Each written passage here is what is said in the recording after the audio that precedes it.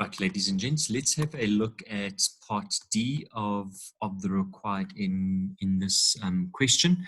So here they're specifically asking us to unpack and discuss, in accordance with IFRS 10, whether Just One Energy of Joe controls Sam.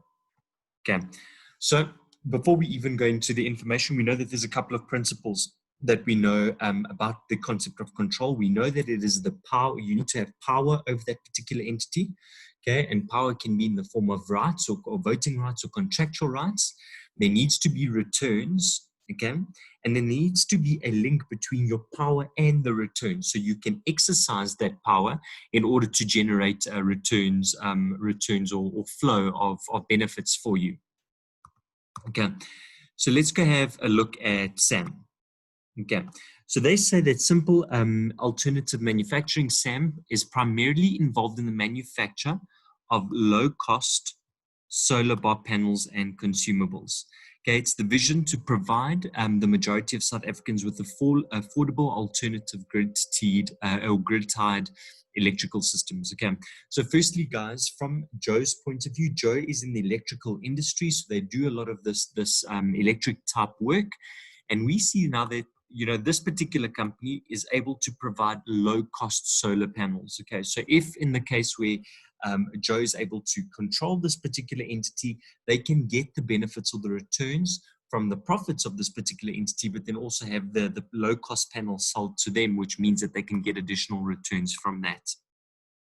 Okay, so SAM was founded by Ms. Ra and three friends who each own 25% of the issued share capital and voting rights. Okay, so they've got the share capital as well as the voting rights. One share equals one vote. Okay, so recently they've reached a glass ceiling in terms of growth, and now have needed or have identified the need to attract funding and expertise to take it to the next level. So Ms. Ra then contacted the CEO of Joe to discuss a proposal, and the CEO was keen, with the result that Joe then acquired voting rights, well, shareholding and voting rights, because remember, each share gets you one vote, on the 1st of July 2019. And each of the previous shareholders, so all the previous people owned 25%, each of them then took 5% of their 25 and they transferred this to Joe. So at this point in time, we know that Joe has 5% from each of the four shareholders, so they've got a total of 20%. It's not a majority of the voting rights. It's also not a majority of the controlling rights of this particular company. So just based on shareholding, we can see not just shareholding, but also the voting rights that is linked with that shareholding, we can conclude at this point in time, based on the information, Joe does not control SAM. Okay. So once we've evaluated the voting rights, we then have to look at the contractual rights. Okay, so in terms of the shareholders' agreement that was drafted on the 2nd of July, it contained the following. Joe will appoint 4 directors to the board, okay, in addition to Ms. Ra and her 3 friends who will also remain as directors. Okay, so previously there was Ms. Ra and her 3 friends, 4 directors. We will then appoint another 4 directors. Okay, so based on that, there are a total of 8 directors, in which case we then represent, or we have at least 50% holding at the board of directors meetings. So here we can already start saying, okay, maybe it might not be control, it might be joint control, okay, because based on the sway of power, there's 4-4, okay? In the case of a vote deadlock, the chairperson of the board has the deciding vote, okay? So the person who then effectively controls is the chairperson. Now, they say that Ms. Ra is then the person who's able to appoint the chairperson. So effectively, based on that, it starts indicating that then perhaps the person who controls this particular entity is Ms. Ra. Okay? The board of directors have the ability to direct administrative activities. Okay, so remember, guys, whenever we're looking at control, it's the power to direct relevant activities. Okay, so in this particular entity, we are a company who produces low-cost solar solutions. Okay, so the fact that we can control only administrative activities inside this particular entity does not mean that we control the relevant activities. Okay, so that is one of the factors then start pointing to the fact that we might actually not control this particular entity. Okay, So from an admin function, we don't control. However, the board also has the ability to direct the manufacturing and distribution of solar systems. Okay, so based on this, we can see that this is a relevant activity. And if we then control the relevant activities, it means we control the entity. But, okay, all decisions require unanimous approval of all Joe's appointed directors.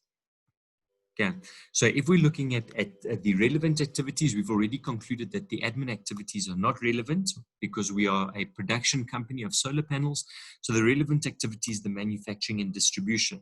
Okay, but for decisions on those, we then say it is Joe's directors who then need to make those decisions. So then based on that, we then say, okay, if Joe's directors control the relevant activities and Joe is the one who controls the directors or appoints those directors, then you can quite safely then conclude that, okay, then based on this particular arrangement, maybe not on the voting rights, but on the contractual rights in terms of the agreement, we then have control over Sam. Okay, so let's go look at the solution, see what they've covered here. Okay, so like we said, started off with a theory. Okay, in order for you to control, you need to be exposed, have rights to your variable returns, and effectively you exercise power over that particular entity. So let's look first at the concept of power. All right.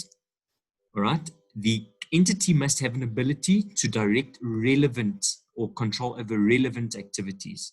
Okay, we are a manufacturer of low-cost panels, so that is what is going to be our relevant activities. From a shareholding point of view, we only have 20%.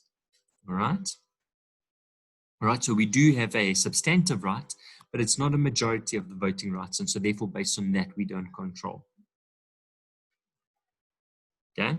However, if we have sufficient voting rights and other rights, so contractual rights, to be able to direct the relevant activities, those factors should be considered. So in terms of the contractual arrangement, we've already said, okay, fine, out of the 8 members, we have 4.